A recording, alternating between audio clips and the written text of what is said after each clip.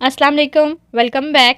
Today our topic is hydrogen bonding. हमने last lecture में hydrogen bonding को discuss किया था। हमने इसकी डेफिनेशन देखी, इसकी स्ट्रेंथ का अंदाज़ा लगाया, फिर हमने वाटर मॉलिक्यूल में हाइड्रोजन बॉन्डिंग को डिस्कस किया। हम वाटर मॉलिक्यूल की हाइड्रोजन बॉन्डिंग को रिवाइज करते हैं और फिर नेक्स्ट एग्जाम्पल की तरफ चलते हैं।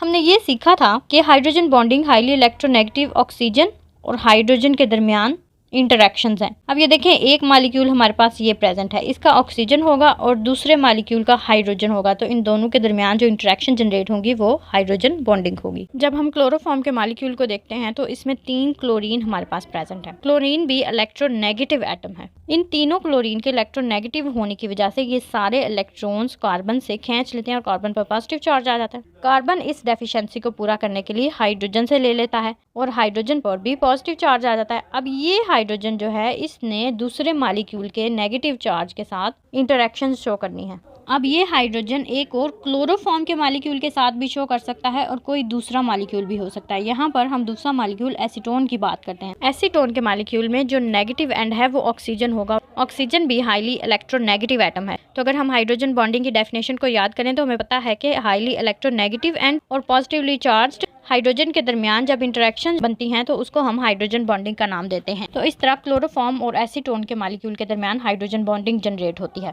नेक्स्ट एग्जांपल है हमारे पास hydrogen bonding in HF molecule. अगर हम HF मॉलिक्यूल को देखें, H हमारे पास पॉजिटिव है और F नेगेटिव है। फ्लोरीन हाईली इलेक्ट्रोनेगेटिव एटम है पीरियोडिक टेबल का। तो इस नेगेटिव एटम ने अपने ही जैसे दूसरे मॉलिक्यूल के पॉजिटिव एटम के साथ इंटरेक्शन शो करनी है।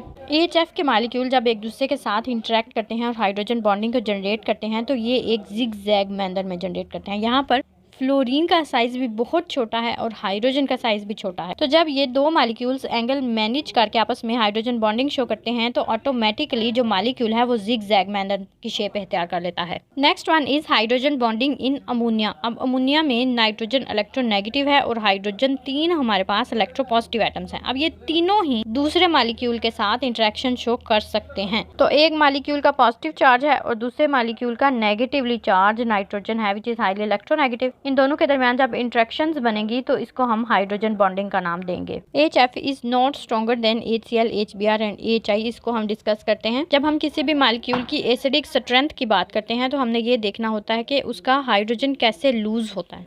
मेनली अगर हम सिंपल एसिडिक स्ट्रेंथ की बात करें तो हम कहते हैं कि जब हम उसको वाटर में डिजॉल्व करेंगे तो H ने सेपरेट हो जाना है और Cl ने सेपरेट हो जाना है। ये इसकी एसिडिक स्ट्रेंथ है। तो HF weaker compare to HCl, HBr और HI। It is because strong hydrogen bonding. अगर हम हाइड्रोजन बॉन्डिंग की डेफिनेशन को देखें तो हमने कहा था कि हाईली इलेक्ट्रोनेगेटिव एटम और पॉजिटिवली चार्ज्ड हाइड्रोजन के दरमियान जो इंटरेक्शंस बनेंगी उनको हम हाइड्रोजन बॉन्डिंग बोलेंगे। और पीरियोडिक टेबल में F ऐसा मॉलिक्यूल है जो सबसे ज्यादा इलेक्ट्रोनेगेटिव है। तो इसके साथ जब भी हाइड्रोजन इंटरेक्शन शो करेगा तो स्ट्रॉन्गर हाइड्रोजन बॉन्डिंग बनेगी as compare to any other molecule.